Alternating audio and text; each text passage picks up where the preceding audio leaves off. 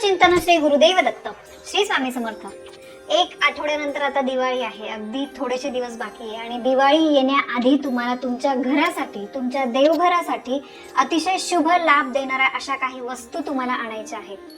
बघा, प्रत्येक सणाच्या आधी मी तुम्हाला आठवण करून देत असते, अशा काही सणांच्या आधी त्या वस्तू जर आपण घरात आणल्या आणि त्या दिवशी त्यांची पूजा केली ना, तर त्याचं खूप भरभरून फळ लाभ जो आहे तो आपल्याला मिळत असतो।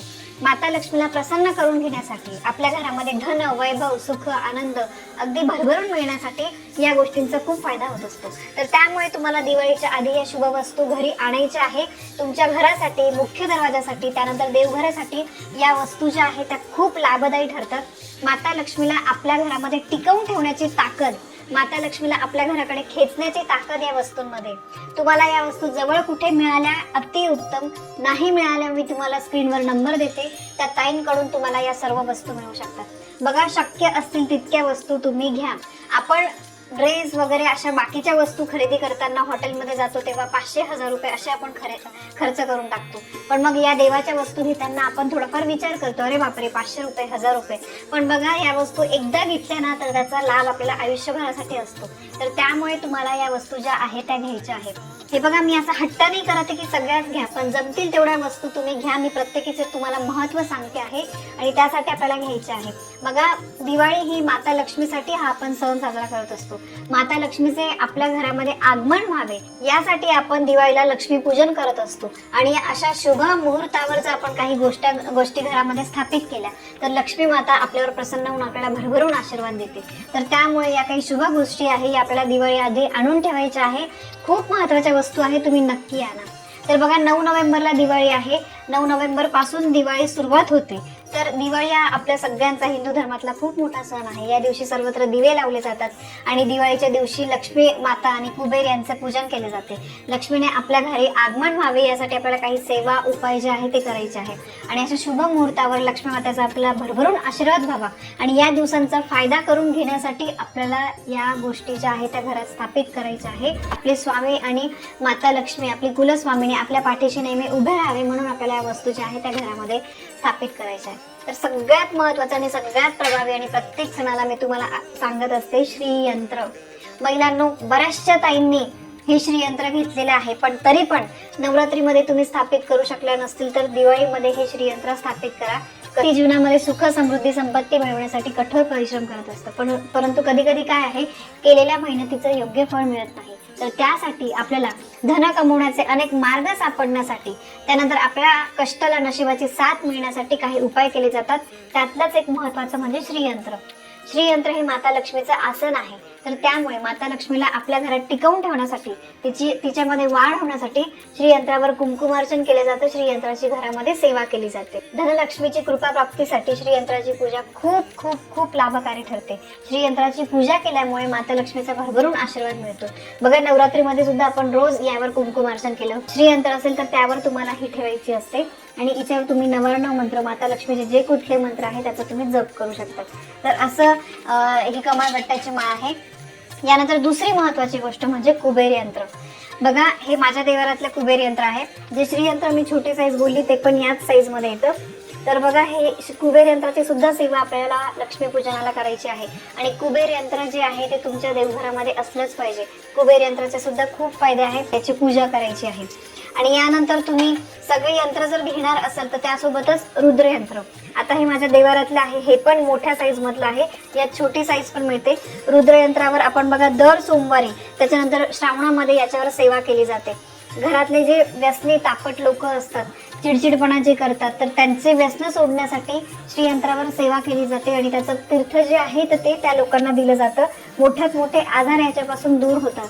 तर असं हे श्रीयंत्र, कुबेर यंत्र आणि रुद्रयंत्र। यातलं तुम्हाला आत्ता घ्यायचं असेल तर तुम्ही श्रीयंत्र, कुबेर यंत्र घ्या आणि जमल्यास रुद्रयंत्र पण घ्या। त्याची पण सेवा तुम्ही आत्तापासूनच सुरुवात करा। यानंतर महत्त्वाची गोष्ट म्हणजे लक्ष्मीपूजनला आपल्याला हा जो कॉईन आहे, माता लक्ष्मीचा कॉईन, मी तुम्हाला आत्ता कोजागिरीच्या वेळेस पण याच्याबद्दल तुम्हाला माहिती दिली होती। फक्त माता लक्ष्मीचा कमळामध्ये बसलेला आणि बाजूला 2 हत्ती असं जरी मिळालं तरी चालेल। माझा जो आहे त्यामध्ये बघा माता लक्ष्मी आहे, सरस्वती माता आहे आणि इकडे गणपती बाप्पा आहे। तर असा मी घेतलेला आहे। तर हा चांदीचा कॉईन जो आहे तो तुम्ही ज्वेलरीच्या शॉपमधून, जिथे चांदीचं दुकान आहे तिथून घेऊ शकता वदगिरी. आणि लक्ष्मी पूजनामध्ये सुद्धा आपल्याला हा पूजायचा असतो. हा बऱ्याचशा पूजांना आपण जे गुरुवारचे वगैरे व्रत करतो त्याच्यामध्ये सुद्धा हा जो कॉईन आहे हा ठेवू शकतो. आणि दुसरी गोष्ट म्हणजे लक्ष्मी जी आहे ती कमळामध्ये बसलेल्या अवस्थेतच असावी. उभी लक्ष्मी माता फोटोमध्ये, मूर्तीमध्ये कशातही पूजू नका, कारण लक्ष्मी ही चंचल आहे. तर ती उभ्या परिस्थितीत आपण जर पूजली तर आपण आपल्या घरातला पैसा जो आहे तो वाहून जातो. किती पण पैसा आला, महिन्याला 5 लाख घरात येत असतील तरी सुद्धा ते पुरत नाही. म्हणून तुम्हाला माता लक्ष्मी ही बसलेल्या अवस्थेतच पूजायची आहे. ठीक आहे, तर ही एक गोष्ट लक्षात ठेवा. त्यानंतर आपल्याला दिवाळीमध्ये पिवळ्या कवड्यांची सेवा करायची. नवरात्रीत पण आपण केली होती. पिवळ्या कवड्या या तुमच्या देवघरातल्या लक्ष्मी मातेजवळ किंवा तुमच्या कुलस्वामिनीच्या टाकाजवळ, फोटोजवळ सुद्धा तुम्हाला या पिवळ्या कवड्या ठेवायच्या असतात. पिवळ्या कवड्या आपण बघा देवीच्या मंदिरात जातो तर तिथे काही बाया माळे कवड्यांच्या ज्या माळा असतात त्या मानेमध्ये घातलेल्या दिसतात. तर त्या का आपण विचार करत नाही. कवड्या ज्या आहेत त्या समुद्र मंथनातून त्यांची उत्पत्ती झाली होती आणि कवड्या या माता लक्ष्मीला आकर्षित करतात. तर त्यामुळे जर आपण अमुक एक दिवशी माता लक्ष्मीच्या सेवेमध्ये कवड्यांचा वापर केला, या पिवळ्या कवड्या जर आपण वापरल्या तर आपल्याला खूप फायदा होत असतो. आपल्या सेवेचं फळ मिळत असतं. तुमच्या धनामध्ये वाढ होते. म्हणजे जिथे तुम्ही 500 रुपये आज कमवताय तिथे तुम्ही 1000 रुपये, 1500 रुपये रोज कमवाल. असा ह्या कवड्यांचा खूप फायदा आहे. मी खूप कवड्यांवर व्हिडिओ केलेले आहे, ते नक्की बघा. यानंतर पुढची गोष्ट म्हणजे तुम्ही धातूचं कासव, एक ताटली असते छोटी आणि त्याच्यामध्ये कासव असतं, तर ते तुम्हाला घ्यायचं आहे. आत्ता माझ्याकडे देवाऱ्यामध्ये आहे, ते मी घ्यायला विसरली, मी तुम्हाला स्क्रीनवर दाखवते. तर बघा, कासव हे खूप शुभ मानलं जातं आणि दिवाळीच्या शुभ मुहूर्तावर जर आपण धातूचं कासव घरी आणलं तर घरामध्ये सुख समृद्धी येते. तुमच्या मनातल्या इच्छा ज्या आहे त्या पूर्ण होण्यासाठी धातूचं कासव जे आहे ते देवाऱ्यात ठेवलं पाहिजे. आणि बघा, कोणी चांदीचं घेतं, कोणी कसलं घेतं, पण तुम्ही पितळी जर कासव जरी घरामध्ये ठेवलं तरी पण ते खूप शुभ फळ देणारं असतं आणि तुम्ही देवघरामध्ये ते ठेवा. यातल्या ज्या ज्या गोष्टी मी सांगते त्या तुमच्याकडे असतील तर त्या परत नका घेऊ, पण ज्या नसतील त्या नक्की घ्या. एक वेळ दिवाळीला सजावटीच्या 2-4 वस्तू तुम्ही कमी घ्या, पण या वस्तू नक्की घ्या. आणि बघा, लक्ष्मी मातेचा फोटो किंवा मूर्ती तुमच्या देवघरात असलीच पाहिजे आणि कुबेर देवतांचा फोटो तुम्ही नक्की आणा. जे आहे देवाऱ्यामध्ये आपल्याला अशा प्रकारे ही ठेवायची आहे. ठीक आहे, ही देवाऱ्यामध्ये ठेवल्यामुळे काय होतं, आपल्या घरावर येणारे दुःख संकट जे आहेत, हत्ती हा बलवान प्राणी असतो. ठीक आहे, त्याच्यामध्ये खूप ताकद असते.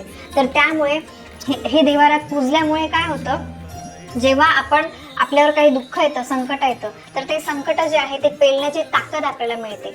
हत्तीप्रमाणे आपण बलवान म्हणून सगळ्या दुःखांना, संकटांना आपण सामना करतो. याशिवाय पण या गजलक्ष्मीचे खूप खूप खूप फायदे आहे. न चुकता न विसरता तुम्ही गजलक्ष्मी देवाऱ्यामध्ये स्थापित करा. याचा सुद्धा सेपरेट व्हिडिओ आपल्या चॅनलवर आहे. यानंतर मला बऱ्याचशा कमेंट येतात की ताई, मला स्वामींची मूर्ती स्थापित करायची, तर मी कधी करू? दिवाळीमध्ये तुम्ही स्वामींची मूर्ती जी आहे ती देवाऱ्यामध्ये स्थापित करू शकता. ही पण तुम्ही आणा. ठीक आहे, अतिशय महत्त्वाची आहे. यानंतर अभिषेक पात्र. बघा, अभिषेक पात्र यासाठी की आपण बऱ्याचशा सेवा करतो तर त्यावेळेस आपल्याला अभिषेक करावा लागतो. जसं श्रीयंत्रावर अभिषेक करतो, त्यानंतर आपण भगवान शंकरांच्या पिंडीवर अभिषेक करतो. तर असं या अभिषेक पात्राचा खूप फायदे आहेत, तर ते सुद्धा तुम्ही नक्की घ्या.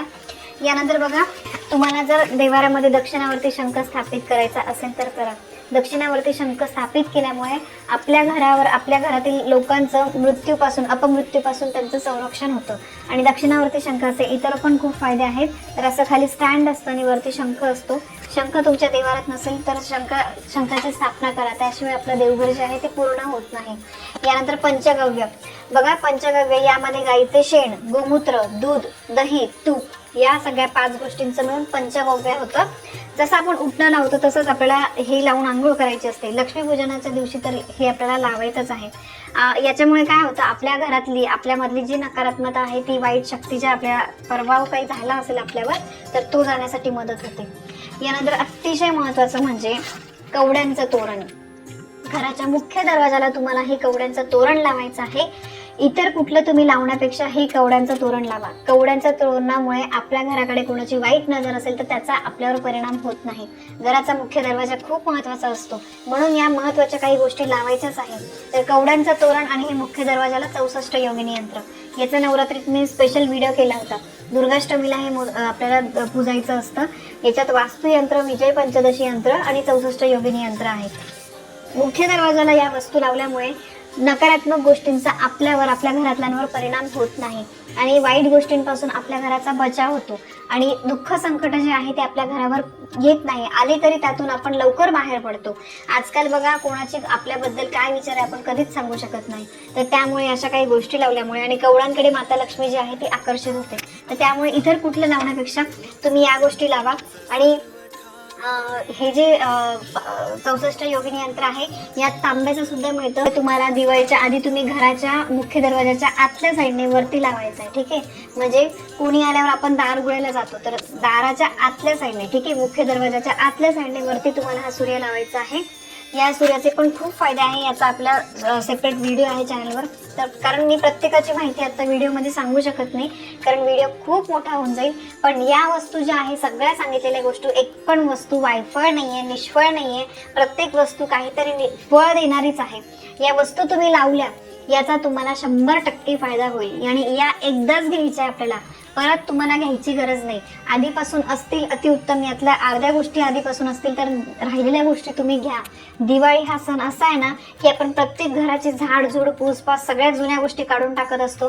छान छान माता लक्ष्मीच्या स्वागतासाठी आणि माता लक्ष्मीला आकर्षित करण्यासाठी वस्तू आपण घरासाठी आणत असतो. तर त्यातल्याच या महत्त्वाच्या वस्तू आहेत. या तुम्ही आणा, याचा खूप फायदा होईल. तुमच्या घराचा खूप वाईट गोष्टींपासून बचाव होण्यासाठी मदत होईल. फक्त तुम्ही आणा आणि सेवा हळूहळू सुरुवात करा. असं नाही म्हणते सगळं आणा अगदी त्या दिवसापासून सुरू करा, हे शक्य नसतं.